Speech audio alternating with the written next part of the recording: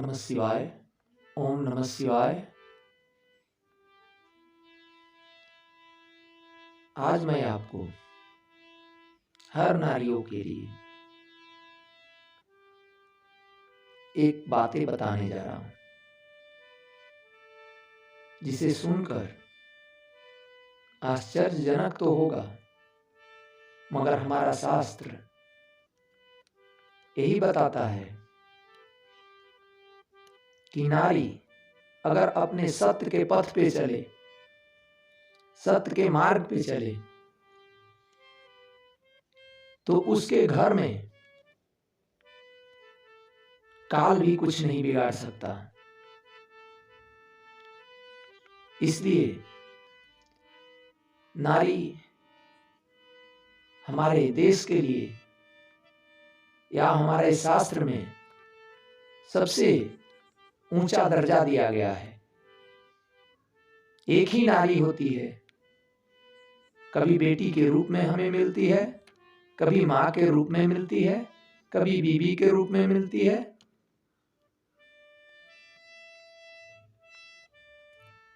नारी एक ही है, रूप अनेक है। इसलिए बताया गया है शास्त्रों के नियम के अनुसार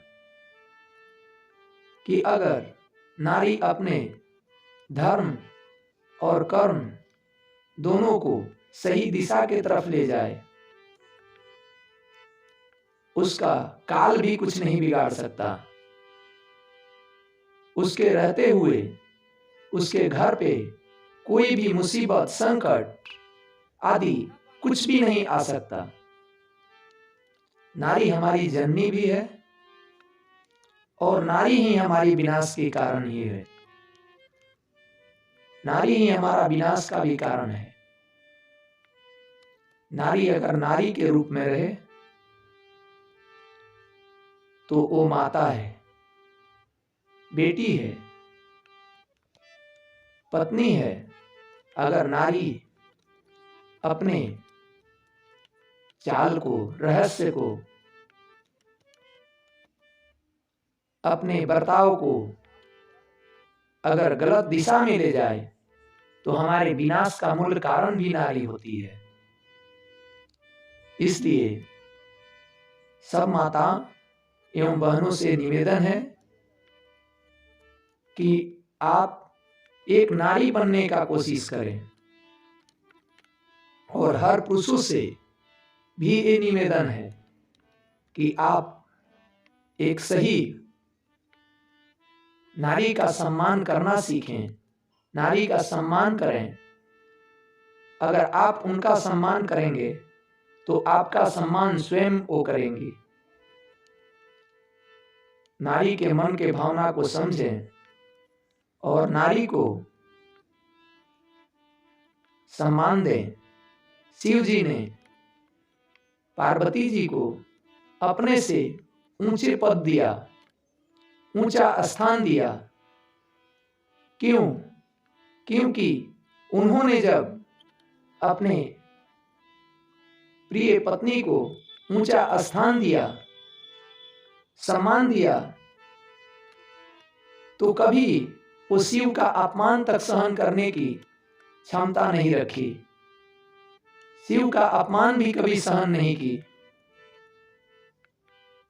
इसलिए आप अगर अपने परिवार को अगर सही सम्मान देते हैं तो आपको भी वो सम्मान देगी और आपके घर को स्वर्ग बना के रखेगी। इसलिए सबसे निवेदन है, और नारियों से भी, सब पुरुष और नारी सबसे निवेदन है कि एक दूसरे का सम्मान करें, सत्य के मार्ग पर चलें। सत्य का मार्ग थोड़ा कठिन होता है, मगर उसका परिणाम गलत नहीं होता। सत्य पे चलने वाले थोड़ा कष्ट उठाते हैं, मगर उसका अंजाम, परिणाम अच्छा होता है। उनका लोक और परलोक दोनों परमात्मा के कृपा से और सत्य धर्म के मार्ग से उनको लोक और परलोक दोनों में समानता मिलती है। शिव महापुराण के अनुसार कभी मानव को अहंकार नहीं करना चाहिए, कभी अपने से किसी को छोटा नहीं समझना चाहिए। अगर आप किसी को छोटा समझते हैं तो ये आपकी निर्बुद्धि का पहचान है। आप किसी को देख के अगर हंसते हैं तो ये अपना परिचय आप दे रहे हैं।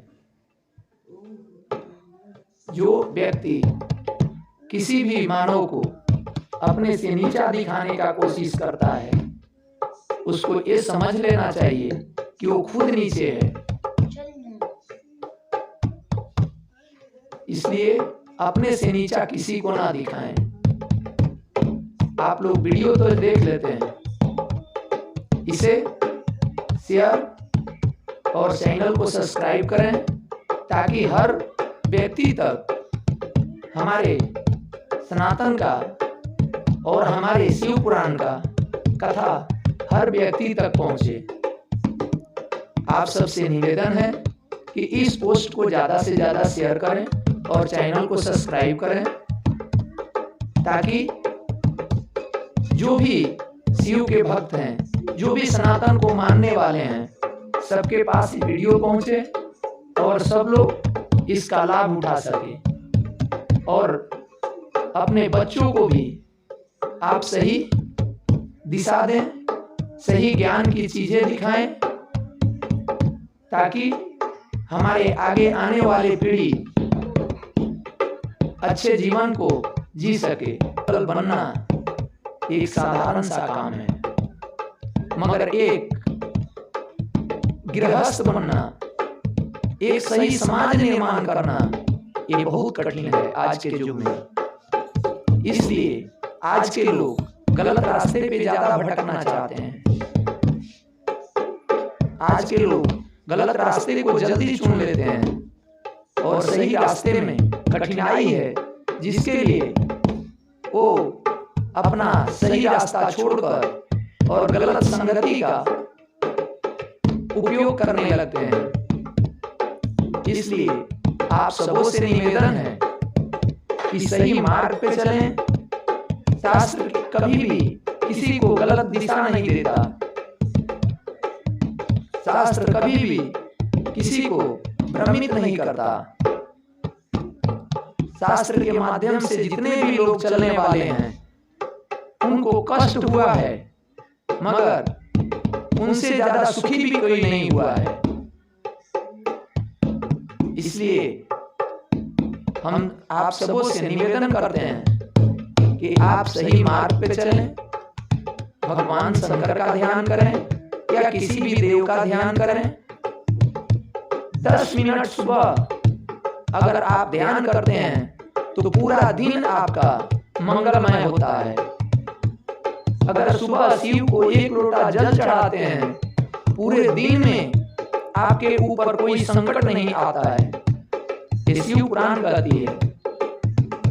शिव को 1 बेलपत्र अगर आप चढ़ाकर कहीं निकले हैं, आपका अकस्मात कोई घटना नहीं हो सकती है, ना आपकी अकाल मृत्यु हो सकती है। इसलिए आप सबों से निवेदन है कि इस पोस्ट को शेयर करें ताकि सबको जानकारी हो, सब लोग इसके शास्त्र के माध्यम से चलें ताकि सबका जीवन सुखमय हो। ओम नमः शिवाय, ओम नमः शिवाय, ओम नमः शिवाय।